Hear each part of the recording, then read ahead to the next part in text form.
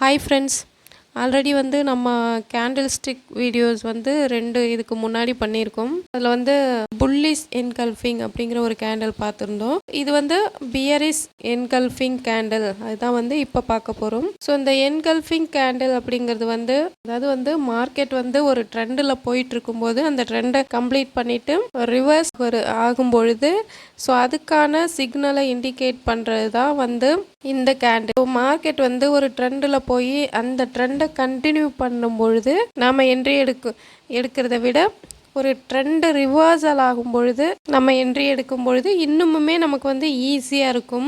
அதாவது வந்து ஒரு ட்ரெண்டு வந்து ஃபாலோ பண்ணி போகுது, கண்டினியூ ஆகி போயிட்டு இருக்கும் பொழுது நம்ம என்ன செய்வோம்னா சம்டைம்ஸ் வந்து ஃபியர் இருக்கும். இது மார்க்கெட் எப்போ வேணால் ரிவர்ஸ் ஆகலாம், சடனாக அங்கேருந்து ஃபால் ஆகிட்டா என்ன பண்ணுறது, நம்ம எந்த இடத்துல என்ட்ரி பண்ணலாம் அப்படிங்கிற மாதிரிலாம் சில டைம் வந்து ஃபியர் இருக்கும்.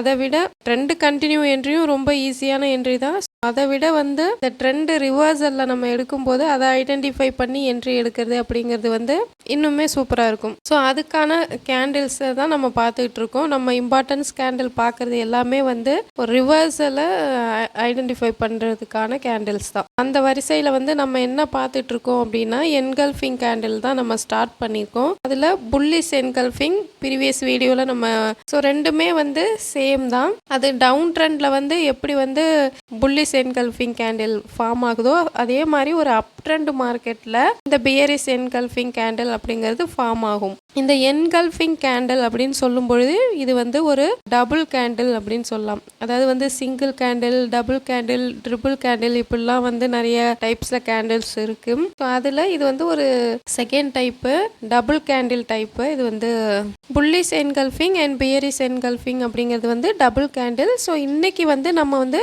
பியரிஷ் என்கல்ஃபிங் கேண்டிலை பார்க்க போகிறோம். அதாவது மார்க்கெட் பார்த்தீங்கன்னா ஒரு அப் ட்ரெண்டில் மூவ் ஆகி போயிட்டுருக்கு.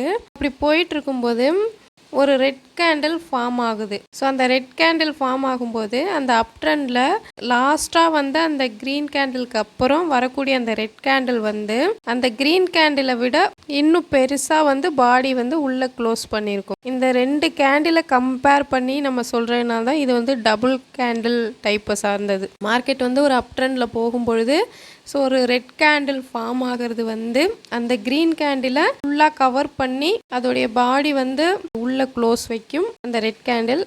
அது வந்து ஒரு டவுன் ட்ரெண்டுக்கான ஒரு சிக்னலை வந்து அங்கே கொடுக்குது. இப்போ நம்ம வந்து என்ன புரிஞ்சுக்கணும் அப்படின்னா அப் ட்ரெண்ட் அப்படிங்கிறது அதாவது வந்து பையர்ஸ் வந்து இன்ட்ரெஸ்ட் காட்டிகிட்டு இருந்தாங்க இல்லையா. ஸோ அந்த பையிங் ப்ரெஷர் வந்து குறையுது.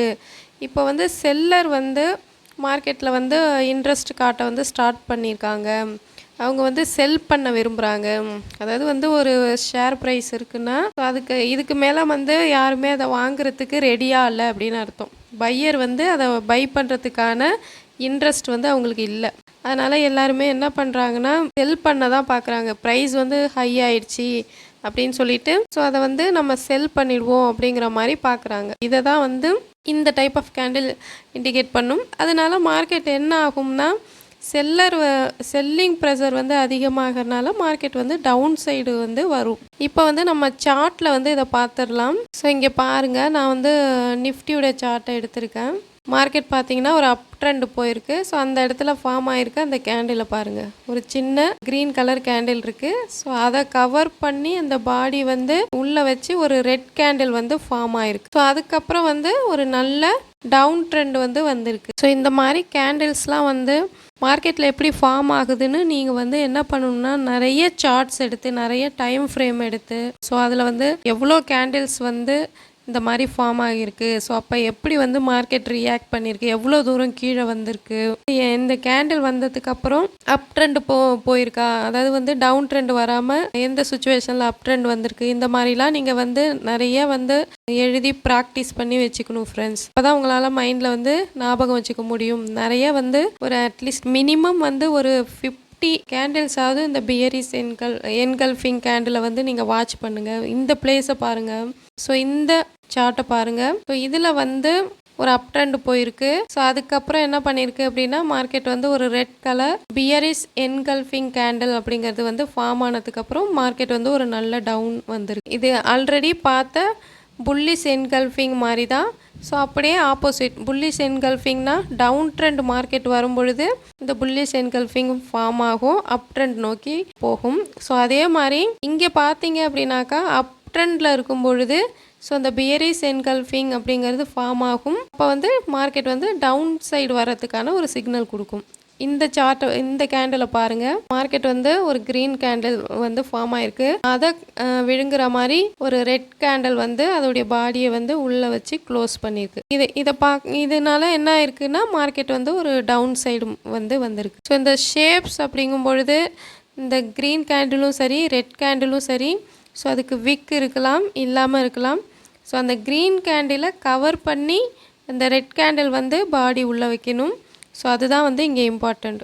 இந்த பிளேஸில் பாருங்கள், மார்க்கெட் வந்து ஒரு அப் ட்ரெண்ட் போயிட்டு ஸோ அங்கே வந்து ஒரு விக்கு வச்ச சின்ன கேண்டில் தெரியுது இல்லைங்களா, அந்த கேண்டிலுக்கும் நேம்லாம் இருக்குது. ஸோ அதை அனதர் ஒன் வீடியோவில் பார்ப்போம். அந்த க்ரீன் கேண்டிலை கவர் பண்ணி நெக்ஸ்ட் வந்து ஒரு ரெட் கேண்டில் ஃபார்ம் ஆயிருக்கு, பியரிஷ் என்கல்ஃபிங் கேண்டில். அதுக்கப்புறம் மார்க்கெட் பார்த்தீங்க அப்படின்னாக்கா ஒரு நல்ல ஃபால் வந்திருக்கு. ஸோ இது மாதிரி நம்ம பார்த்த இப்போ நம்ம பார்த்த இந்த 3 சார்ட்லேயும் வந்து டிஃப்ரெண்ட், அதாவது அந்த க்ரீன் கேண்டில் பார்த்தீங்கன்னா டிஃப்ரெண்ட் ஷேப்ஸில் இருக்கும். ஸோ அதுக்கப்புறம் அந்த டவுன் ட்ரெண்டு டிஃப்ரெண்ட் ஷேப்ஸில் வரும். இதெல்லாம் வந்து நீங்கள் நோட்ஸ் எடுத்து நிறைய வந்து ப்ராக்டிஸ் பண்ணணும் ஃப்ரெண்ட்ஸ். இந்த மாதிரி இந்த ஒரு engulfing candle, bullish engulfing bearish engulfing கேண்டிலை மட்டுமே ப்ராக்டிஸ் பண்ணிவிட்டு இது ஃபார்ம் ஆகுறப்ப மட்டுமே நம்ம ட்ரேட் எடுத்தோம் அப்படின்னாக்கா நல்ல வந்து ஒரு ப்ராஃபிட்டபுளான ட்ரேடராக இருக்க முடியும்.